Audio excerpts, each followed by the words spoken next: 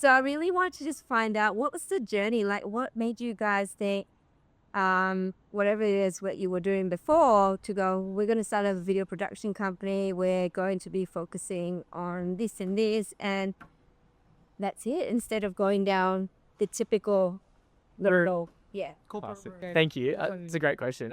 I need to like practice how to respond to this, but I think from a young age I've always been quite entrepreneurial, as the story goes. Like I remember selling origami in the primary school yard to other students, but had always like loved watching YouTube and consumed a lot of video content, like your Ryan Hegers, your Smosh, all these sort of bigger YouTubers back in the day. And I don't know why it resonated so much with me. I think for Ryan Heger, it was like that Asian American sort of character and like just so funny. And I think I took a lot of inspiration that he could be himself on camera, and people loved that and people resonated with that. So that stuck with me quite strongly. And then I started making YouTube videos from, probably primary school leading into high school. And then you get to that dangerous swirly world of high school where people start picking on you. They're like, what are you doing? Like, that's so cringe and everything. So very much like put me back in a shell. And then I think what brought me back to content, because it was always playing on my mind, like content, was how can I get friends involved? Because if I bring friends involved, then it's a bit more collateral, I guess, in terms of who, I guess when someone says, oh, that's cringe, it's almost like everyone else in that group that's involved with you is cringe as well. So it was like, we're all cringe together. So it was like that teamwork makes the dream work. But that sort of progressed a lot more. And then I went down the typical path, like tried my hardest in school, got a really high ATAR, or somewhat of a high ATAR at least, like achieved the goals that I wanted to. And then, Asian standard ATAR. And then ended up at the University of Melbourne doing commerce. And I was like, I want to do commerce because it's business oriented and that's like my passion. I want to be a business owner. And then I think just really felt betrayed by the system because of the education that they provide is just, there's no care to it. I felt like everyone was sort of, I feel like I missed the session where everyone was like, you need to be in a 9-to-5, or you need to be in the banks, or you need to be in consulting. And then everyone around me started to adopt that mindset. I was like, where is that message coming from? And then content was still a thing. I was still podcasting, and that was starting to really pick up. I was interviewing a lot of entrepreneurs, starting to really figure out who I wanted to be in this world. And then, I don't know, it just sort of snowballed from there, where I was just at a cafe, recorded some content, and then the agency there was like, I love your content. Like, can you work for us? And then that was sort of the step into the freelance world. And then that landed me in the room with brands like Lululemon, a lot of powerlifting competitions and everything. And it's just sort of progressed more and more. And I've combined sort of that passion for asking really intuitive questions and pulling out a story from business owners to being able to produce that in a video setting as well. And I guess people value that, and now we're able to do what we do. So that's sort of my story in a nutshell of how I got into it. Awesome. Yeah. And how did Alisha get involved in this as well? Yeah, good question. So we are partners in real life and business partners at the same time. So literally our first date, we went to Yochi and we were talking business on our first date already. This is like an Alex and Layla and Hermosi type style. Yeah, I wonder, maybe. Our friends set us up though. We didn't meet on Bumble. No. That's right. Our friends did set us up. They said that you guys have to date, and then here we are. So I think I always wanted to do my own content business because I was doing content for myself and got a lot of feedback that what I was doing was cool and I wanted to do it for work, and I actually really enjoyed it. It was something that I realized that I love doing and it doesn't feel like work. And I actually tried to start the social media agency by myself actually the year before, and it was called Control My Social. And then because corporate came through and I really couldn't do much, I kind of paused the project. And then around the time where I was planning to quit the corporate job is literally when I met Jadyn. And then we said on our first date we want to start an agency together. On the first date. On the first date. Because you guys both know, you're talking the same language. Yeah. Creating content. Yeah. You guys had the same, similar ideas of going, I want to do something ourselves. Yeah. But you've already sort of started. I sort of had this idea of starting it, didn't happen. But then I think I said to you, I said, oh, I want to do an agency. And then Jane's like, oh, I wanted to do one too. And then we were like, oh, what if we just do one together? It was pretty crazy. Funny. Yeah, it was pretty funny because I when I was working at Lululemon, I sort of saw, it really opened my eyes to what content could be as well. Like the type of, not just the money, but I think the experiences and the opportunities that content can get you into. And then working with other agencies, I was like, I feel like I could do this as well. I think I can do it better as well. So I was like, umming and ahhing, tried to rope in a few friends, a lot of failed projects as well. And then Alisha and I just happened to meet, and I think I had a lot of the technical knowledge and just sort of the scope or like the idea of what it would be. So did Alisha, but I think actually being in Lululemon gave me that perspective. And then Alicia's corporate background has been incredible as well, just like being able to systemize everything. My admin side. You need an operation. Oh yeah, It actually is so true. So Jadyn came in obviously with a lot of the videography skill. I have a lot of iPhone content background, which is awesome. But then I think coming in, I was kind of like looking at everything that he was doing, going, what can I fix? What can I change? What can I improvise? What can I sort of make it to be more efficient, not just for Jadyn, but for like if we do it as a business. And when? So, well, when? Yeah, that's right. Well, you did while you were building the business. Yeah, Like, 100%. business Exactly. of video production and marketing. Yeah, exactly. So that was like one thing. And then obviously we was, within the first 2 months of us being together, we were like setting up the business, which was wild. And we weren't even in person because I was like traveling with my family for 2 months. So Right. it was like long distance for 2 months, but then like setting it up video calls, Face, right? it was massive. And so was it the business first or then the relationship that sort of really... Obviously came at the Same time, yeah. It did. Yeah, it did. And then we got back to Melbourne. I got back to Melbourne in Feb. And then we launched the business in March. So it was like literally 3 months from December that we had like met officially. Yeah. So yeah, and then into the year I was just, honestly finding clients. I'm blessed that Jadyn's got such a great networking and just like previous content experience. We've like been able to connect with a lot of people that know Jadyn throughout like different phases of his life and also needed content. It's all been like really lucky through word of mouth as well. And then we get to going to a point where we were really struggling in regards to like the amount of load that we had. Like it was, which is a good thing. Which was obviously an amazing thing, right? Absolutely. Yeah, we were editing to like 4 a.m. on some days. We were like, obviously then you think about one of our biggest clients, Ollie, who we met through you, who is doing YouTube videos like once a week. It's insane amount of production. So we were like, we need to figure out a solution. And then we got burnt. I think that was we got burnt through hiring a friend. Good. Oh yeah, I know. The friend just hiring a friend.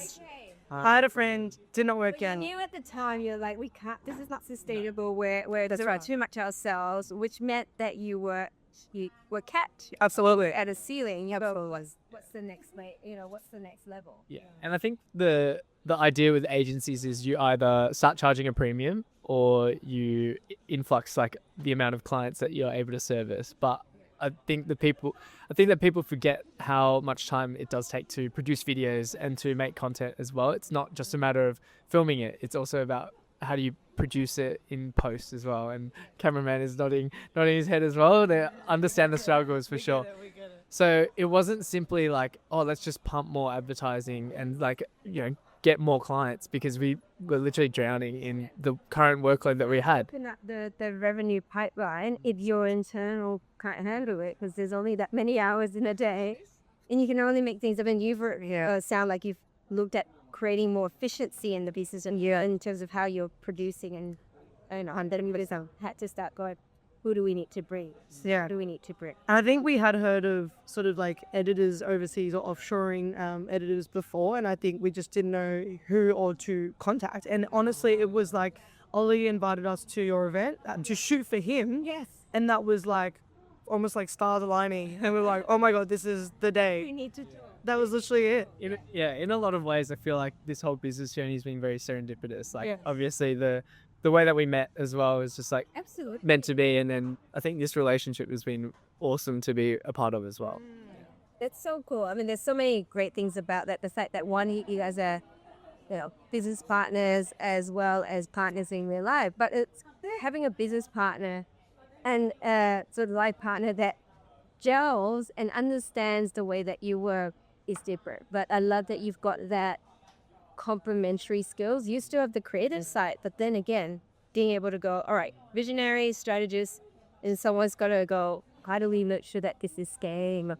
Yeah, 100%. So what does it look like for the next phase of the journey for you guys in terms of what does this look like in the next 12 months? And is it the idea to be able to scale it wider, or tell me what that is. No, good question. So within control, I think we've had a lot of discussions around like sort of where the pathway is going, and I think we love working with small and medium businesses, and that's something that we never want to change pricing wise. So we never want to increase our prices to extreme so that we could, keep just banking in more income and having, let's say, more clients. I think the social media agency strategy is only good for an amount of time being until it becomes almost too much and too repetitive. And we want to keep our services almost limited, but also very sort of, how do I say in the right way? It's like, I think the way to think about it maybe is like we're happy servicing the, I guess, current like cohort of clients that we have at the moment,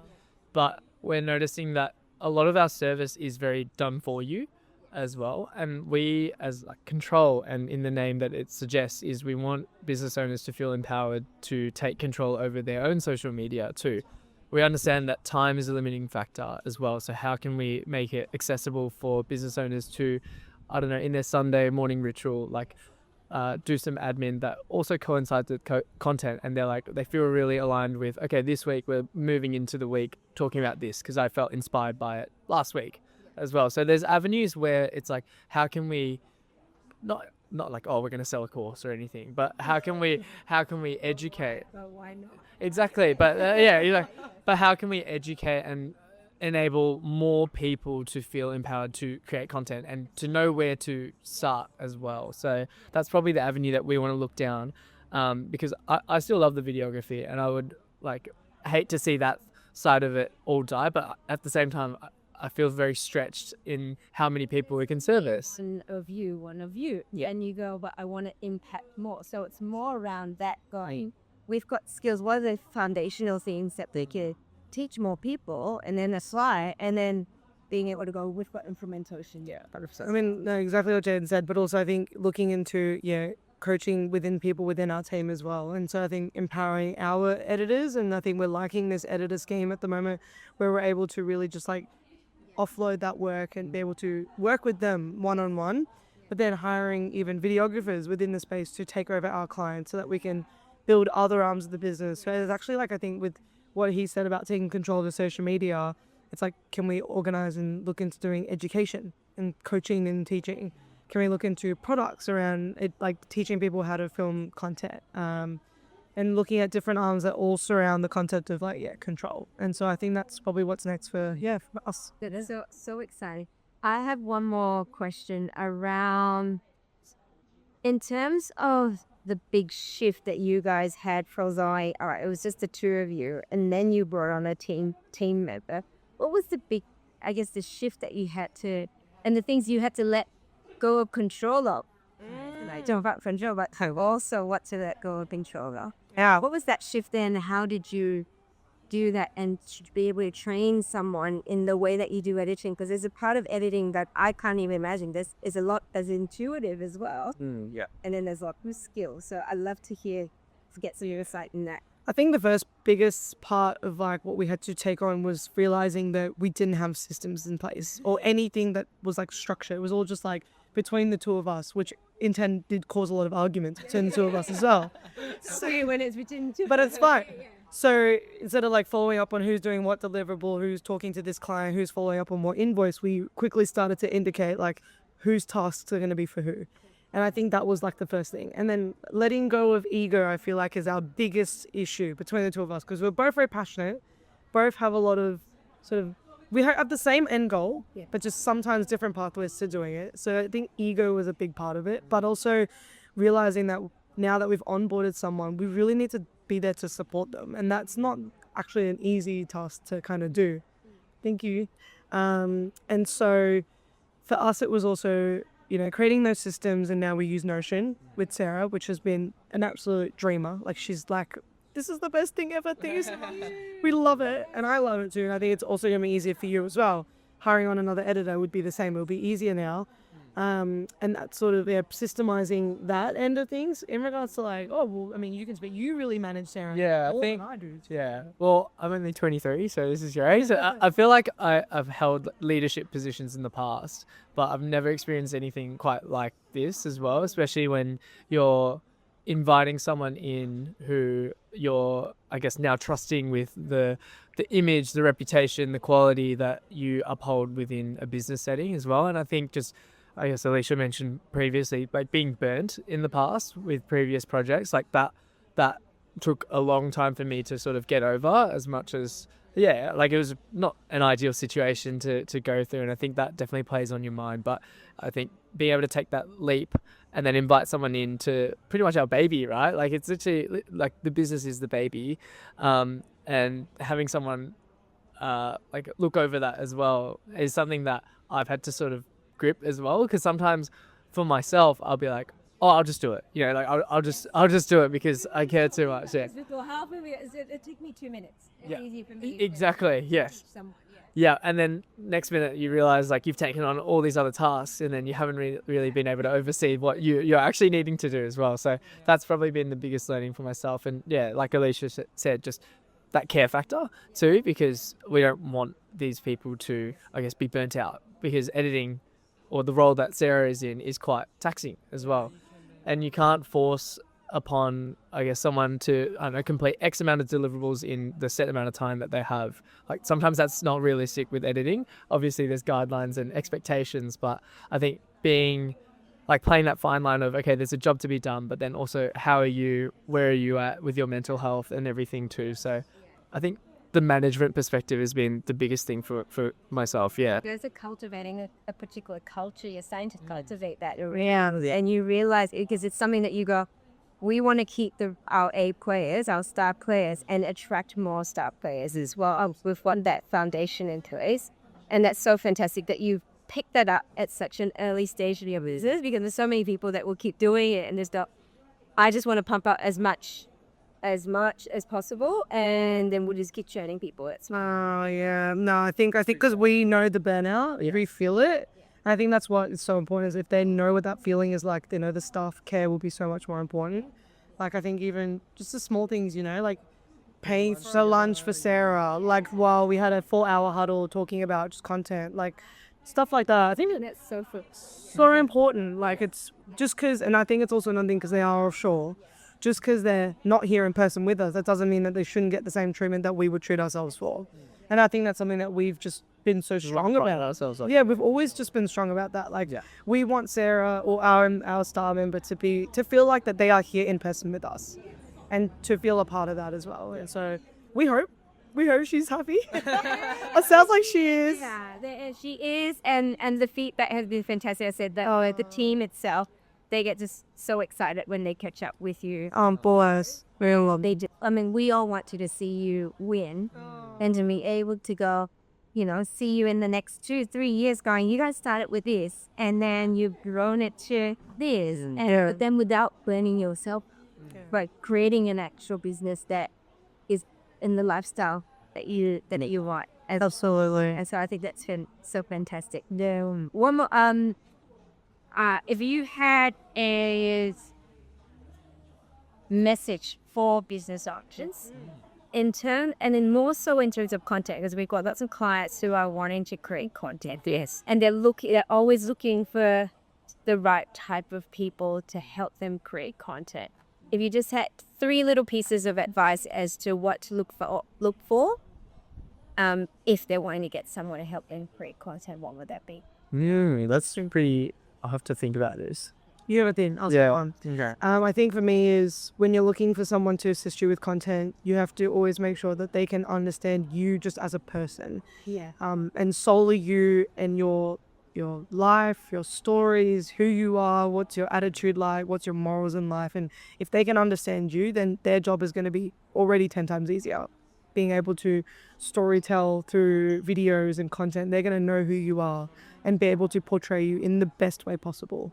And I think if you're able to create a more interpersonal relationship with your content creator, videographer, whoever it is, your content will outshine 10 times more than getting someone to come in, film, leave, edit, and then you never talk to them ever. I think that's what we've definitely learned. I think we have an extremely close relationship with every single one of our clients. So I think that's probably one of the biggest things for me. Yeah, I'd say so. I'd also say it's a matter of getting repetitions in as well. Like there's no quick fix or quick success or pathway to content. I think the nature of social media is to show all the highlights and to show how easy it is to go viral, or how easy it is to do XYZ, or how you should be doing this and not this. And there's just so much misinformation or information overload that I think people just forget to start and to just get into it. Consistency. Exactly. Progress over perfection. Not about going viral every video. Yeah, absolutely. So I think just being able to navigate that, or as difficult as it is, especially when you see like millions or thousands of views like next to other people in your industry, like you have to remember that it is your own journey, and it's better to start just as you have with business. Like it's better to just start and let that compound over time as well. I think that's one of the big points that I have. Yeah. And then the last one is to just start. Even if you yeah. don't have a content team, like That's true. a phone is your first piece of content. Yeah. Get it out, start filming. Could be anything of what you're doing, whether it's talking to camera, you doing the job that you're doing, bit of text over it. Like just start somewhere. And it might not be as great, and you'll look back and think how cringe it might be, but at least you started. And then instead of waiting for someone else to do it for you. So one, but the authenticity in terms of storytelling, that's being able to extract that. The other two is consistency. Yeah, consistency, and just being able to navigate the big wide world of social media. Sometimes it's better to just switch the phone off and just lean on that first point of authenticity and just being yourself as well, because then people will start to understand who you are, and they're the people. Yeah, exactly. They're the people that you want to attract. Yeah. And just do it. Yeah, just do it. Right? It's free. Like, as much as you pay for our services to do it, doing it yourself is free. You just start it. And we encourage that to all our clients on top of doing our content as well. So That's it. Thank you guys. So exciting. I love that. Next phase. Awesome. Thank you so No, much. of course. Appreciate it. Thank you very much. Let's see. Let's